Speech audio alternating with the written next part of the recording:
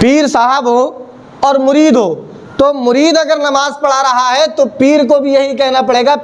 سب سے پہلی چیز سمجھ لو، ارکان اسلام، ارکان اسلام یعنی اسلام کے ارکان۔ کس کے؟ ارکان اسلام کیا ہوتا ہے؟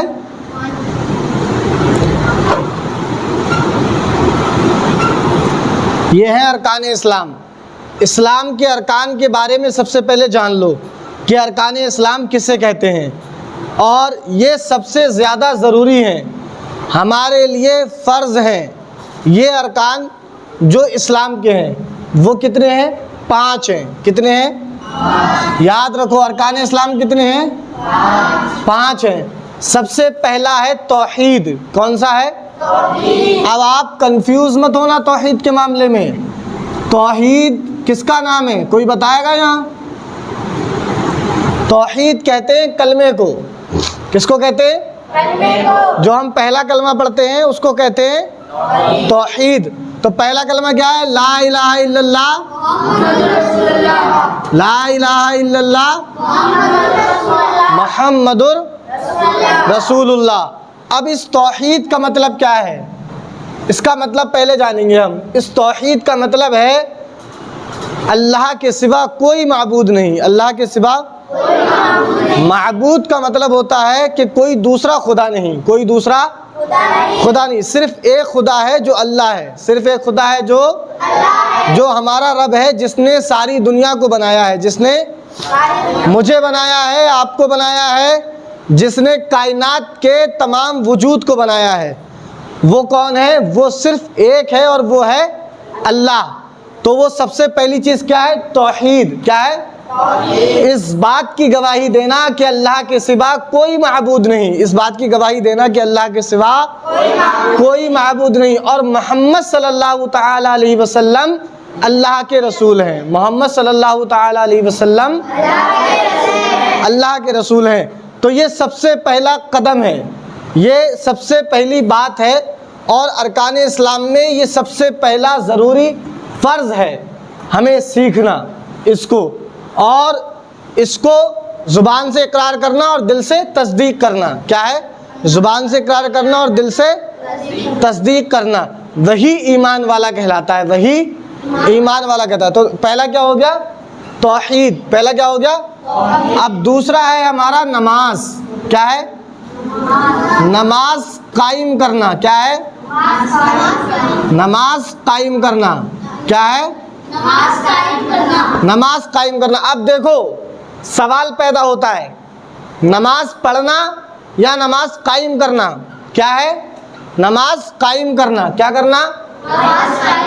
تو جب ہم نماز قائم کرتے ہیں تو تمام لوگ جماعت میں شریک ہوتے ہیں۔ کیا ہوتے ہیں؟ تمام لوگ جماعت میں شریک ہوتے ہیں۔ اسلام کی سب سے زیادہ خوبصورت چیز اگر کوئی ہے تو وہ نماز ہے۔ کیا ہے؟ نماز ہر چھوٹے بڑے کا فرق مٹا دیتی ہے۔ نماز امیری غریبی کا فرق ختم کر دیتی ہے، استاد شاگرد کا فرق بدل دیتی ہے۔ نماز ایک ایسی عبادت ہے، نماز قائم کرنا ایک ایسا عمل ہے جہاں پر غریب، بادشاہ، وزیر یا کوئی عام انسان یا استاد شاگرد جہاں پر آ کر کے سارے رشتے ایک ہو جاتے ہیں، جہاں پر آ کر کے سارے رشتے۔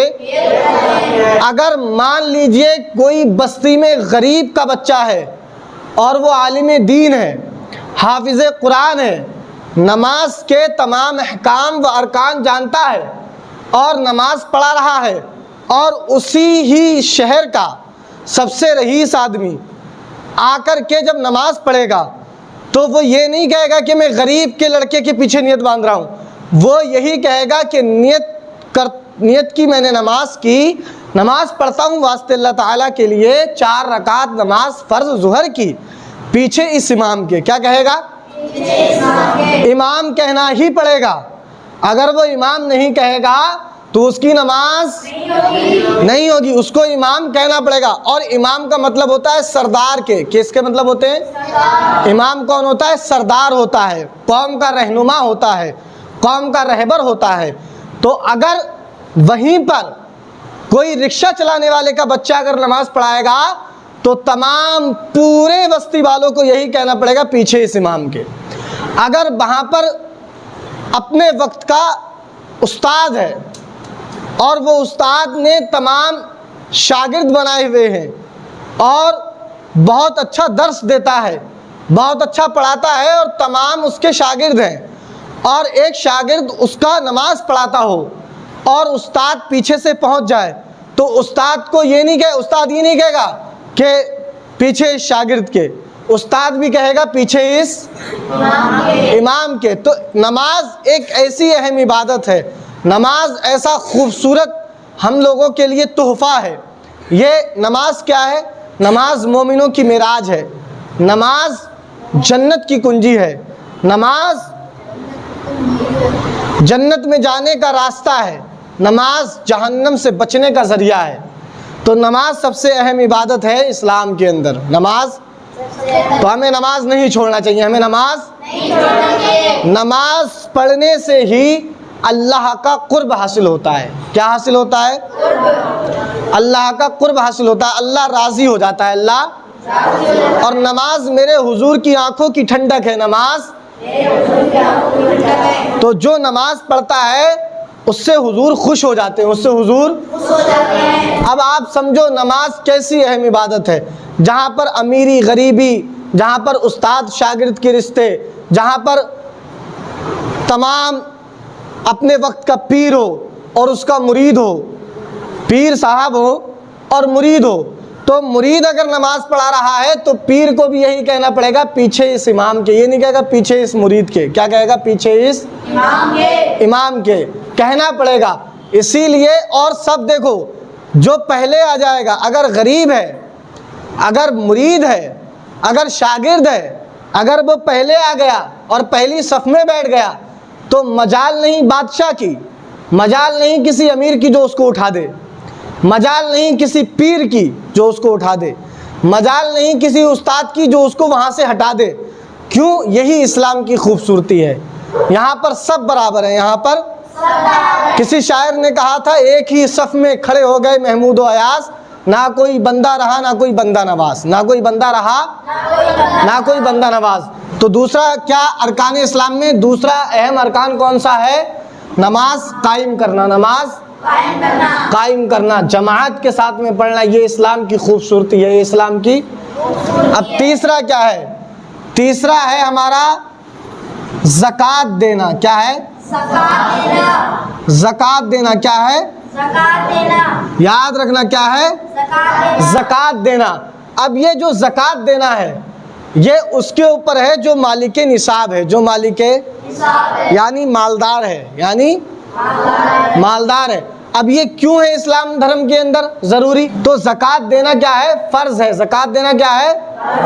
فرض ہے۔ کس کے اوپر فرض ہے؟ جو مالک نصاب ہے، جو مالک نصاب ہے۔ مالک نصاب کا مطلب ہوتا ہے جو مالدار ہے، جس کے پاس میں اللہ تعالیٰ نے بے شمار دولت دی ہے، مال غنیمت ہے، تو اللہ نے یہ حکم دیا ہے کہ دوسروں کو تقسیم کرو، غریبوں کو تقسیم کرو، وہ بھی زکوٰۃ دینے والے بن جائیں، وہ بھی۔ ٹھیک ہے؟ تو زکوٰۃ دینا کیا ہے؟ امیروں کو فرض ہے، جو مالدار ہیں اللہ نے جن کو دولت دی ہے زکوٰۃ دینا ان پر کیا ہے؟